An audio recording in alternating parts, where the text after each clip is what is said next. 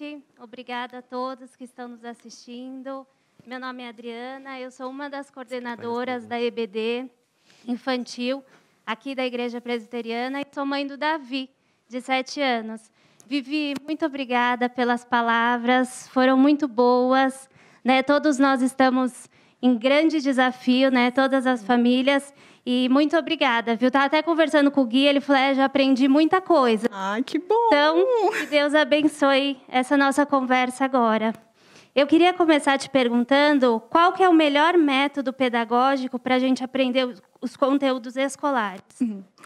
Na verdade, Dri, o melhor método mesmo seria o que considera a filosofia cristã. Mas, infelizmente, nós não temos ainda na pedagogia uma linha que seja totalmente voltada para o ensino pedagógico cristão. Então, nós vamos por linhas de aproximação. Quais são as linhas pedagógicas que mais se aproximam de uma filosofia realmente cristã? Então, nós indicamos que seja realmente o modelo cognitivista, que tenha uma abordagem interativa. Por que isso é muito importante? Nós acreditamos que é muito importante o aprendizado do conceito. E por que isso está totalmente relacionado com a parte da cosmovisão cristã? Porque Deus, ele nos fez para viver na realidade criada por Ele. Então, nós precisamos entender a realidade criada por Deus. E isso por meio da interação. Então, por isso que nós prezamos muito, por exemplo, com a questão do conhecimento prévio que a criança tem, como que a criança se relaciona com esse conhecimento prévio, como que nós trazemos esse novo conteúdo. Então, por exemplo, o modo como o professor ensina nesse modelo é muito importante. As escolhas dos recursos que ele faz é muito importante. O envolvimento da criança no entendimento desse conceito é muito importante. Legal, obrigada, Vi. Gui, qual que é a sua pergunta, Gui? Minha escola não é cristã. E sempre que tem atividades de festas que a gente não comemora, como Carnaval, Halloween, eu sempre fico sem saber como agir. Pois todos meus amigos fazem as atividades e eu não sei o que fazer. Eu deveria participar dessas atividades? Gui, muito boa a sua pergunta. E eu imagino, para você como criança, é um desafio muito grande, porque as crianças perguntam. As minhas meninas também já passaram por situações semelhantes a essas, e elas perguntaram, mamãe, mas por que eu não participo? Né? É muito importante nós pensarmos o que são comemorações, o que são as datas comemorativas. Né? O significado, a etimologia dessas palavras estão totalmente relacionadas a prestar honra a algo. Então, quando você participa de comemorações como essa, é como se você estivesse prestando realmente honra. E o que a Bíblia nos diz sobre isso? Que nós devemos prestar honra somente ao nosso Deus. Então, a resposta é não participe. E é muito importante também que os pais direcionem as crianças e não cause confusão na cabeça das crianças em relação a esse direcionamento. E isso que eu estou falando para vocês não é a minha opinião, isso é bíblico. Deus diz que devemos prestar honra somente a Ele. Amém. Muito bom. Queridos, temos alguma pergunta no chat? Sim, temos várias, Eba! mas antes disso, a gente está muito feliz, porque tem várias interações, então eu quero mandar um beijo para o Felipe, de 6 anos, para a Pietra, de 8 anos, para a Maitê, que é uma querida e vai estar aqui amanhã com a gente. Beijo para o Fred também. Isso, queridos, né? Para a Gisele, 9 anos, para a Ana da Moca, olha, para a Júlia, que pegou o celular do irmão e está assistindo por lá, para a Clarinha, de 7 anos, Rebeca, 8 anos, muita gente, muito legal, né? Isso, não dá para falar todo mundo, mas continua no chat falando, porque é muito legal saber, enfim, que tem muitas crianças acompanhando a gente do Brasil inteiro, até internacional, Angola, pessoal dos Estados Unidos, New Jersey, enfim... Tem gente do Brasil inteiro acompanhando a gente e continue mandando sua pergunta, respondendo também o que a Vivi colocou aqui na palestra, né? E para começar com uma pergunta, Vivi, o Carlos Souza já começou perguntando assim, qual a importância do homeschool no lar, desse estudo aí em casa? Muito bem. Pedro, por favor, repete para mim, por gentileza, o nome de quem fez a pergunta. O Carlos Souza. Muito bem. Carlos, é o seguinte, hoje, o que nós estamos vivendo no Brasil não é homeschooling. O homeschooling, assim como o EAD também, porque o que está acontecendo na educação básica não é EAD, ensino à distância. Na verdade, as crianças agora, da educação básica, elas estão passando pelo um ensino remoto com o uso das tecnologias da comunicação e da informação. Então, o homeschooling, para que uma família adote o homeschooling, ela precisa se preparar para isso, porque o homeschooling exige uma modalidade própria. Então, ela tem características, você precisa se aprofundar em relação a isso, você precisa estar ligado a um sistema, um currículo de algum sistema de ensino de algum país. Então, isso é muito importante. As crianças que estudam em casa, nesse caso, nessa modalidade, elas são avaliadas, elas realizam avaliações. Os países que já têm esse formato de estudo regularizado, que não é o caso do Brasil ainda, elas são ligadas a uma plataforma que direciona quando há necessidade dessa criança tirar dúvidas. Então, é necessário ter uma estrutura familiar, uma estrutura cognitiva para dar esse apoio a essa criança também, para ter este formato. Então, como no Brasil nós não temos essa cultura, apesar que já temos um grupo considerável, inclusive de cristãos, que já trabalha com essa modalidade, mas é muito importante se aprofundar em relação a isso. Você está preparado para fazer. Então, você precisa conhecer exatamente as orientações necessárias para fazer essa implantação em casa. Legal, muito bom. Vivi, agora é uma pergunta de mãe, que está passando por todos esses desafios, né? Meu filho, ele não gosta de estudar o conteúdo de algumas disciplinas. Como que eu posso estimulá-lo a estudar o que ele não gosta? Sim, é bem interessante isso, né? Porque há uma tendência de você realizar, fazer as tarefas daquelas atividades, daquelas disciplinas que você tem uma maior afinidade, não é mesmo, Gui? Quais são as disciplinas que você mais gosta? Conta aí.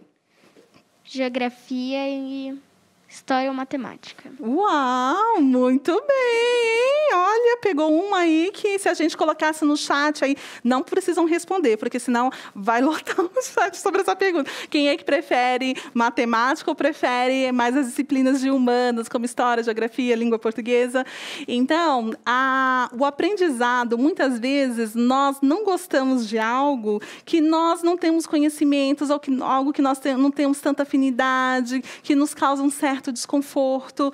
Então, eu conheço inúmeros casos de crianças que mudaram a atitude em relação ao estudo de uma disciplina quando houve realmente essa relação da afetividade de um bom professor em relação a isso. Agora, isso também fica um pouco mais difícil, porque os professores estão um pouco mais distantes devido à questão física. Então, é muito importante de você tentar auxiliar o seu filho mostrando outros modos de você estudar. Que, por exemplo, se o seu filho ele não gosta de matemática, mas ele gosta de música, tente relacionar a matemática com uma música, porque aí ele faz essa associação e isso pode auxiliá-lo a começar a gostar da disciplina. De que modo também aquele conteúdo matemático está relacionado com a realidade que nós vivemos, com o mundo ao nosso redor.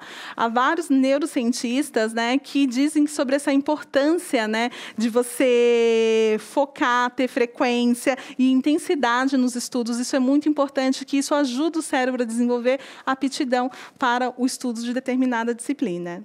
Muito bom, obrigada, Vi. Gui, qual que é a sua próxima pergunta? Será que faz diferença no meu aprendizado assistir às aulas online nos mesmos horários que eu tenho aula na escola? Ou se eu assistir cada dia em um horário diferente? Quando estou com menos sono, por exemplo, eu poderia aprender melhor? Vamos lá, Gui. Sua pergunta é bem interessante. Depende muito do formato que a sua escola adotou para ofertar o ensino remoto. Então, por exemplo, se as aulas são online, então e é o tempo todo online, então você não tem essa possibilidade. Mas, por exemplo, você recebe videoaulas, que é o caso da minha filha, por exemplo. Ela recebe videoaulas e ela também tem as lives. E ela tem a opção de assistir as videoaulas no horário horário que ela achar mais adequado. Mas, se ela ficar para assistir no horário que ela achar que é melhor, e cada dia ela assistir num horário diferente, isso pode prejudicar um pouco. O nosso cérebro, ele foi feito para que a gente tenha uma certa organização. Então, a organização da rotina, ela é muito importante. Então, por exemplo, nesse caso de videoaulas, né? Eu tenho a possibilidade, todos os dias, para me dedicar a assistir as videoaulas, a fazer as minhas anotações, o que eu fiquei com dúvida, para perguntar para o professor, realizar a tarefa que foi solicitada e entregar essa tarefa em um outro momento, por exemplo. Então, eu vou separar todos os dias, das 10 ao meio-dia, para eu poder fazer essas tarefas, porque as minhas lives serão no período da tarde. Ou, se você recebe somente videoaulas, você também se organizar um período do seu dia e ter aquele horário fixo para você poder realizar suas tarefas. Certo? Certo. Muito bom. Rotina é muito importante, Rotina. né? Queridos, mais alguma pergunta? Temos. O chat está bem legal. Continue, então, mandando o seu comentário. Tem bastante criança falando que está bem difícil estudar em casa, está bem difícil se adaptar a esse esquema agora, dessas aulas no computador. Até aqui, ó, a Samantha disse que ela está cozinhando com a mãe dela, está fazendo arte e é muito difícil estudar online. Então, Samantha, nós te entendemos. Continue aqui para a gente conseguir ter mais esclarecimentos. E a Dé vai ler agora uma pergunta, né? Sim, a Josenice, ela quer um conselho. Olha só.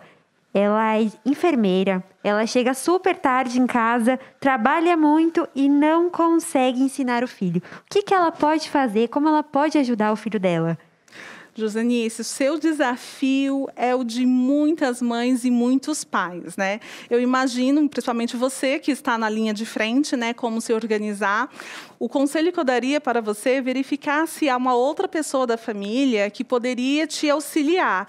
Eu não sei qual que é o sistema que a sua escola adotou, mas eu também passei por isso. No início, nas primeiras semanas, eu também passei muitas dificuldades para conseguir realizar as tarefas com a minha filha. Sim, eu sou da área da educação, mas eu sou mãe também, que trabalha em casa, e tive muita dificuldade no início para organizar a minha rotina.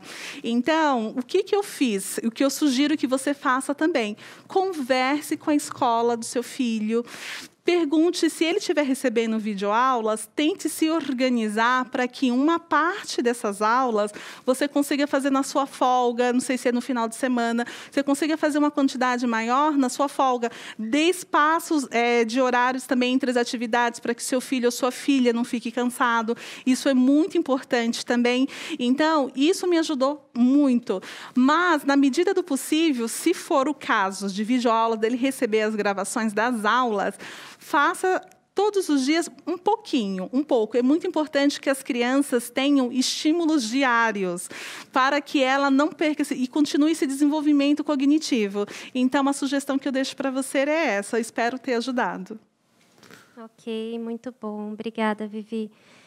Eu tenho uma pergunta aqui. Como equalizar o aprendizado dos alunos durante esse tempo sem supervisão direta da professora, de forma que não comprometa o desempenho geral da classe? Dri, essa é uma pergunta muito interessante, porque eu acredito que a maioria dos pais estão preocupados, né? E agora, meu filho vai passar de ano, não vai passar, vai para a próxima etapa, não vai? Eu acredito que muitos estão preocupados com isso, né? Neste momento, todos os sistemas de ensino precisarão rever a reorganização dos seus currículos para identificar o que nós chamamos na educação de conteúdos estruturantes. O que são esses conteúdos estruturantes? É a base para o próximo conhecimento que a criança precisa ter naquela faixa etária.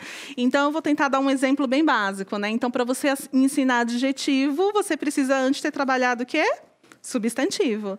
Então, é muito importante que eles vão readequar esse currículo e, no retorno presencial, eles vão fazer uma avaliação diagnóstica para saber exatamente o que cada criança aprendeu, em que grau que está qual grau de aprendizagem que está cada criança. Porque, a partir do resultado dessa avaliação diagnóstica, vai ser preparada uma recuperação para essa criança. Então, estão considerando, inclusive, a pergunta do nosso modelo pedagógico, a questão da aprendizagem significativa. Para você ensinar o próximo conceito, o anterior ele precisa estar bem consistente. Então, todos os currículos serão reorganizados. Isso não significa que as crianças devam relaxar, deixar de fazer as suas tarefas e deixar de entregar. É muito importante a questão da responsabilidade nessas entregas e nesse compromisso. Bacana, obrigada. Gui, você teve provas nesse período? Sim, já teve. A prova é a Protipo. Ela põe na plataforma e é umas perguntas. Então, você responde as perguntas e tem uma nota. E você foi bem, Gui? Fui. Gui, mas não é complicado? Por exemplo, eu também tive prova. Eu faço idiomas, eu estou fazendo à distância agora, antes era presencial. E eu também fiz essa pergunta, perguntei para a minha professora, mas como que vai ser essa prova, professora? Olha só, eu falei assim, como que vai ser? Porque, por exemplo, se eu quiser, eu posso consultar. Como que vai ser? Aí ela fez uma prova, Gui, e você não sabe o que ela fez também depois. Só tem adultos na minha sala. Ela saiu da sala online. Eu falei assim, meu Deus, como assim? E a prova estava mais difícil do que se eu não tivesse que consultar nada. Estava muito mais difícil. Então, assim, foi muito mais... Ela estava complexa, foi um tipo de prova diferente. Mas, inclusive, hoje, as escolas estão investindo nesses sistemas de avaliação para que tenha formatos diferentes, possibilidades diferentes, né? Para poder avaliar esse aluno à distância. Bacana, isso é importante também, né? Gui, qual que é a sua próxima pergunta? Por não estar de frente para a professora e com os amigos por perto, então, com os amigos, a professora, quando tenho aula normal, a professora está na minha frente explicando, tenho amigos do lado, né? Nas aulas online, eu fico meio distraída. Então, na escola, é um ambiente adequado para você estudar. É isso mesmo que se chama escola, que é o ambiente adequado. Já em casa, não é o ambiente adequado para você estudar igual na escola, né? E aí, eu fico muito distraído, fico com sono. Teria alguma maneira de eu não ficar com sono, me distrair menos? Sim, Gui, é um grande desafio. Primeira dica que eu deixaria para você e para todas as outras crianças, tenta dormir um pouco mais cedo no dia anterior. O desejo de toda mãe. E também cria algumas estratégias, né? Então, primeiro, você tem que estar sentada adequada, porque muitas vezes a professora está meio desconfortável, senta em cima da perna, dá para sentar de vários formatos. Então, tenta sentar com uma postura mais adequada, tente fazer anotações dos principais pontos do que a professora está falando, pense em algo, fala assim, o que eu estou entendendo tudo mesmo? Porque se eu não estiver entendendo tudo, já anota a pergunta. Eu não sei se tem pessoas que gostam de usar post-its para colocar as palavras-chave e você vai colando ao lado do computador. Não feche a câmera para você assistir a aula deitado, de maneira nenhuma. Eu tenho certeza que alguém que está nos assistindo já assistiu alguma aula deitado. Eu nunca assisti uma aula deitado, mas quando é intervalo, como eu fico com muito sono, às vezes eu deito, porque, como eu tô cansado...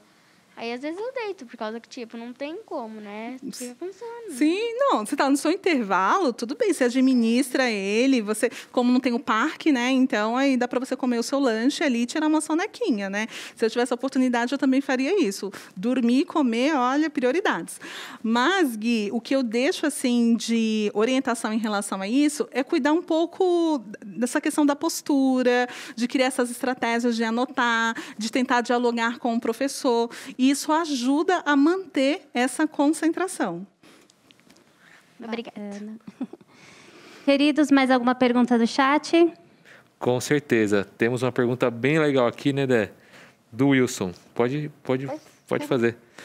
Ele falou aqui, quando tem um professor que não gosta, o que devo fazer? O Wilson, será que... Eu não sei se foi meu marido que fez essa pergunta, que é o Wilson também. Wilson, você ore pelo seu professor, coloque em prática o que a Bíblia diz, que devemos amar uns aos outros como a nós mesmos. É isso que eu digo para você. E tente se envolver com o que ele está ensinando, com o conteúdo que ele está ensinando. Como eu disse anteriormente, a relação afetiva com o professor, isso influencia muito no nosso aprendizado. Então, muitas vezes, você não gosta do professor e você acaba transferindo isso para o gosto com a disciplina. Então, assim, é muito importante você tentar não misturar isso. Ore por ele, ore por você também, para que Deus mude isso, tá? É o que eu tenho para te dizer. Não sei se eu te ajudei. Bacana. Vivi, uma pergunta que a gente às vezes se faz, né? E meu filho também faz muito, é por que a gente tem que estudar? Muito, muito boa essa pergunta.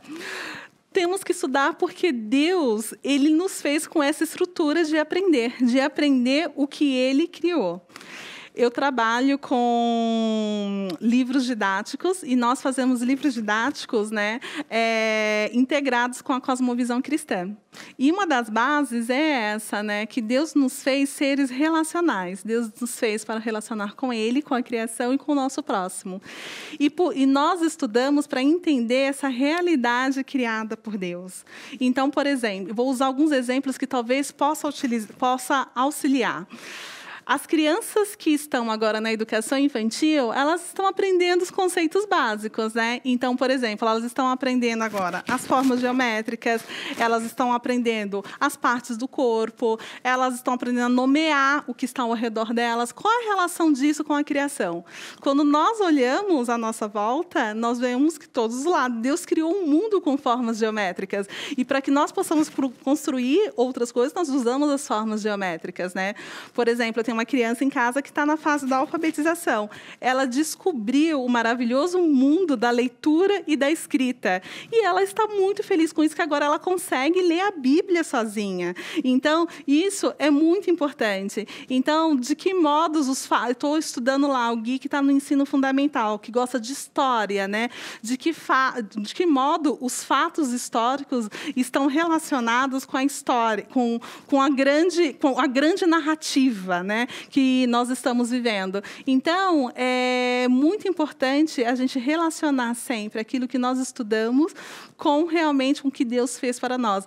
E essa pergunta, eu gosto também de sempre enfatizar na resposta que um aluno cristão, ele não estuda principalmente para tirar uma excelente nota na prova e passar aquele bimestre, aquele trimestre, ou passar para o ano seguinte, ou passar em uma prova de vestibular, algum exame.